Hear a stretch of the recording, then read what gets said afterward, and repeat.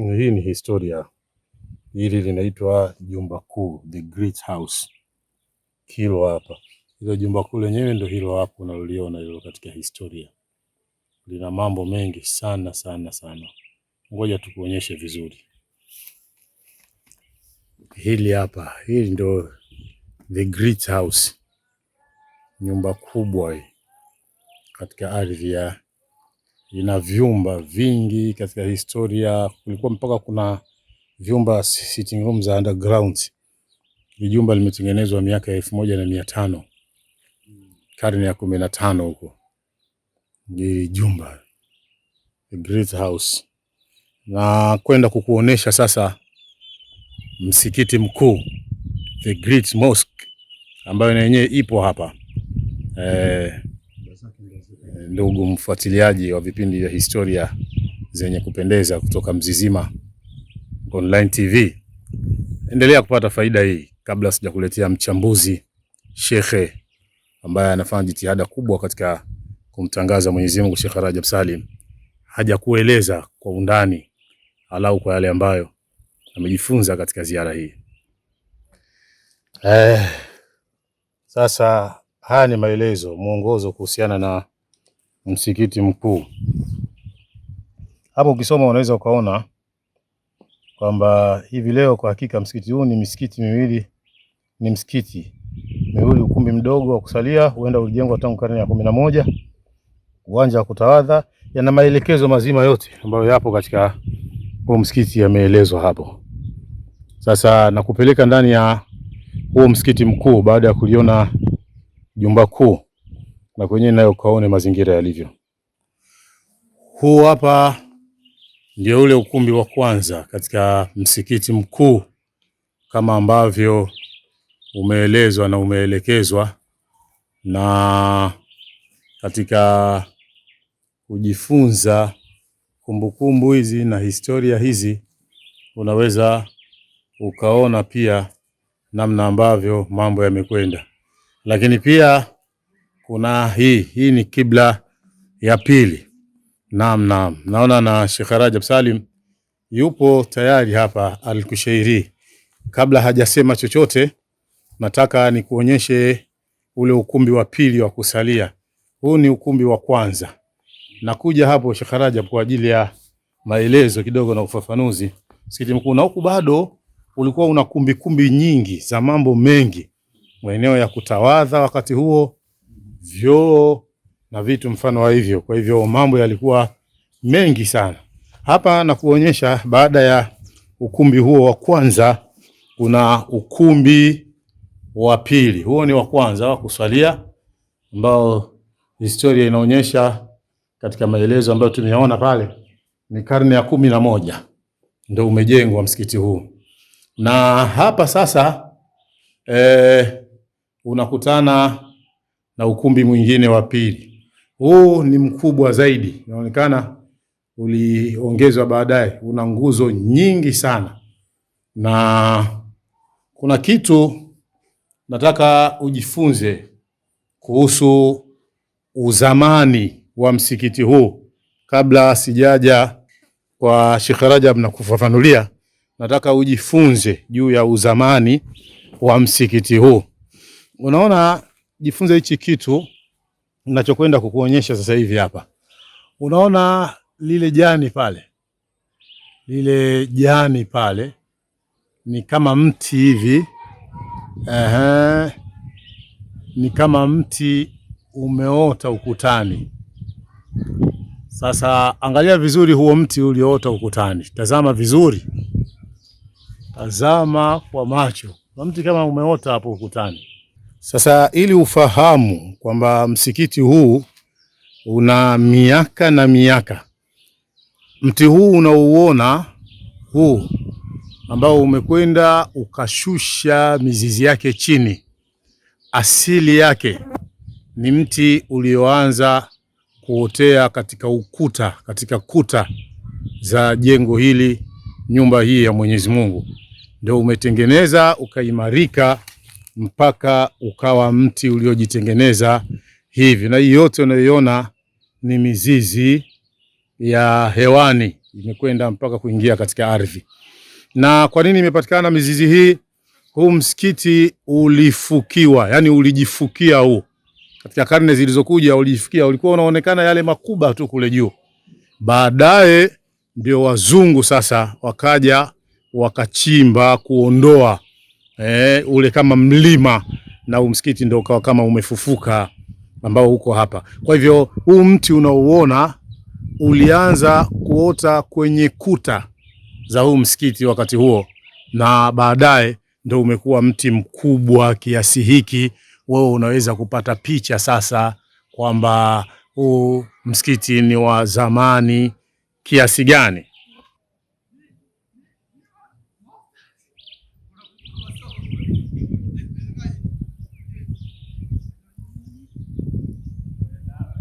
Naam, mtazamaji wa Mzizima Online TV, nimekuonyesha mandhari ya nje na zile details small ndogo ndogo ambazo zinaonesha kwamba msikiti ni wa kale kiasi gani. Hapa tunaye Sheikh Rajab Salim Juma, yeye ni mtalii, shekhe mtembezi, amekuja kutembelea katika eneo hili. Bila shaka ana jambo la kutuambia katika kutusaidia. Sheikh Rajab Salim. Naam, assalamu alaykum wa rahmatullahi wa barakatuh. Mpenzi mtazamaji wa Mzizima Online TV, tuko hapa Kilwa Kisiwani. Tumefanya ziara katika maeneo mbalimbali ikiwemo Madrasa Ihya, madrasa yenye historia kubwa ambayo tumepata historia yake tangu wazee wetu huko awali mpaka kufikia kwa shekhe wetu Sheikh Hamis ibn Said Khalfani, na sasa yupo ustadhi Sheikhuna Sheikh Uwesu. Alhamdulillah, mji huu umepambika na mandhari nzuri ya tarbiyatul islamia, na kama ambavyo tunaona majengo kama haya. Hii Kilwa ina historia ya kujengwa misikiti 99. Ikumbukwe misikiti hiyo, idadi hiyo ya 99 ndio siri ya majina ya Mwenyezi Mungu Subhanahu wa Ta'ala. Inna lillahi 99 isman man ahsaha dakhala aljanna. Tumesema hivyo, Mwenyezi Mungu ana majina 99, mwenye kuyahifadhi atakwenda peponi. Kwa majina ya Mungu 99, watu wa Kilwa Kisiwani wana misikiti 99. Sasa msikiti mkubwa katika hiyo misikiti ni huu tulioko sasa. Msikiti ambao ulikuwa na sehemu ya mbele kama mlivyoonyeshwa na sehemu ya nyuma ndio hii tunayoiona. Miongoni mwa mambo ambayo tunajifunza, ukizitazama hizi kuta, upana wa hizi kuta zinafanana na majengo yetu ya leo ya ghorofa. Upana wake majengo yetu ya leo ya ghorofa 10, 15, 20. Lakini jengo hili lilijengwa kwa ajili ya eneo la chini tu, halikuwa chini na juu kwa ajili ya ibada. Zaidi hapo juu utaona kuna kuba tu zile za kuashiria huu ni msikiti, na kwa ajili ya kutengeneza mazingira ya mvumo, ili wakati ule hakuna umeme basi pakiadhiniwa sauti iweze kwenda mbali zaidi kama tunavyoona hapo juu. Hizi ndio kuba ambazo hapa ukitoa adhana utaona kuna mvumo fulani, sauti hata kama utumii maiki utaisikia inavyolima. Na nitakupa mfano. Allahu akbar, Allahu akbar. Unaona namna hiyo. Kwa hiyo hii ikitupa mawimbi namna hiyo, maana yake walioko karibu watasikia na watakuja kwa ajili ya kuswali. Lakini jambo la pili la kujifunza, angalia hii nakshi. Umeona huu mkato, umeona huu na umeona huu. Yaani imetengenezwa kwa ustadi wa hali ya juu. Angalia hii mikato, angalia namna ilivyokunjwa pale. Tazama uzuri pale juu. Alafu angalia ile partition zilizoko pale juu, 1, 2, 3, 4 zinakwenda namna hiyo. Alafu litazame kuba lenyewe. Unapolitazama kuba hili, unapotazama nakshi zake, hapa nilipo mimi, ukahamia ya pili na ya tatu, mfumo wake ni huo, vipimo vyake ni hivyo hivyo. Walikuwa ni mafundi wenye kutumia taaluma zao. Leo tunaona baadhi ya mafundi zile taaluma walizozisomea hawazifanyii kazi. Mtu anafanya tu amalize achukue kazi nyingine. Hafanyi kwa ustadi, hafanyi kwa umakini. Lakini utaona kwamba hapa ujenzi ulikuwa wa hali ya umakini wa juu kabisa, na inaonyesha mandhari mazuri yenye kupendeza kwa kiwango ambacho kama kuta hizi tutawaleta mafundi wa kileo Hii ni chokaa, lakini wakapiga plasta sasa kutokana na simenti. Imetengenezwa simenti lesho nzuri, ukapigwa plasta vizuri msikiti katika kuta za chini na za juu, wote msikiti ukapigwa plasta, tukaskimu, tukapiga rangi. Hakika jengo hili litakuwa linapendeza kuliko yale majengo yetu yanayojengwa hivi sasa. Hapa chini unaona kokoto zake, mawe yake ni katika vikokoto vilivyochukuliwa kule baharini, na ndio maana unaona vimeweza kuishi kwa muda mrefu. Tunazungumzia karne 15. Karne moja ina miaka takriban 100. Karne moja ina miaka 100. Sasa 100 mara 15 ni miaka mingapi? Na hiyo tunazungumzia hawa watafiti waliokuja wakakuta haya mambo kwa makadirio yao ya kibinadamu. Lakini huu msikiti kihistoria ulifukiwa na vifusi na ukaja ukafukuliwa. Kwa hiyo katika kufukuliwa ndio ikapatikana picha hii. Maana yake miaka mingapi imepita. Pale nje Sheikh Said Juma Kinyogoli aliwapeleka, aliwaonyeshe mti mkubwa ulioko pale nje. Huo mti ni katika miti ambayo iliota baada ya jengo hili kuwa limeshakuwa kuukuu, limeshakuwa kongwe. Kaliibuka kamti kama tunavyojua majengo yaliyokuwa yamechoka kunaibuka katika ule ukungu kamti kadogo. Kale kamti sasa kamekuwa na ukubwa wa aina hiyo. Sasa wakija wataalamu wetu wa miti wakitufanyia research kwa mti kama huo, watatuambia ni karne ngapi zimepita. Manake kama kimti kimeota katika ukuta, maana yake kabla ya hapo msikiti ulikuwepo na ni kwa miaka mingi mno. Angalia msikiti ulivyokuwa mkubwa.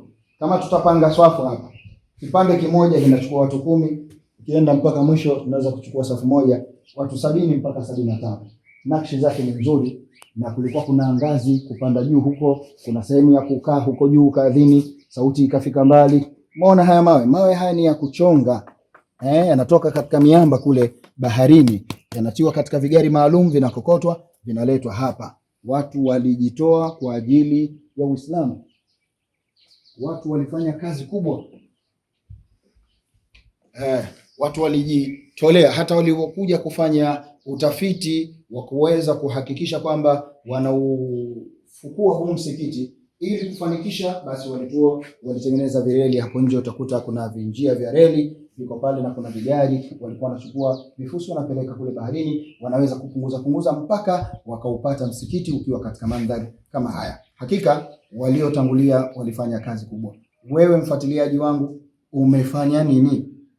Assalamu alaikum wa rahmatullahi wa barakatuh. Asante Sheikh Rajab Salim Juma Al-Kushairi kwa ukumbusho, maelezo, ufafanuzi kuhusiana na historia iliyotukuka ya msikiti wenye historia ya kipekee ama msikiti mkuu. Mpenzi mtazamaji, nimekupeleka katika Great House, umeangalia jumba kuu, lakini pia nimekuleta katika msikiti huu, umeangalia msikiti mkuu katika historia.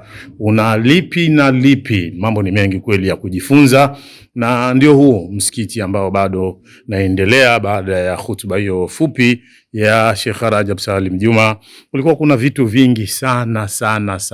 Ule mti ndio huu unavyoonekana kwa ndani sasa hivi. Kulikuwa kuna kumbi, kulikuwa kuna njia ndogo za ndani ya msikiti, kulikuwa kuna maeneo ya kutawadhia, kulikuwa kuna mambo mengi. Almradi mambo ni mengi mno. The Great Mosque hiyo hapo ambayo ipo katika ardhi ya Kilwa Kisiwani, mambo ya kihistoria. Na hii ni bishara kwamba Uislamu katika nchi ya Tanzania uliingia kwa miaka mingi sana. Tangu wakati Mtume Muhammad yupo hai, Uislamu ulishaingia katika ardhi hii ya Tanganyika. Wabillahi tawfik. Salamu alaikum wa rahmatullahi wa barakatuh.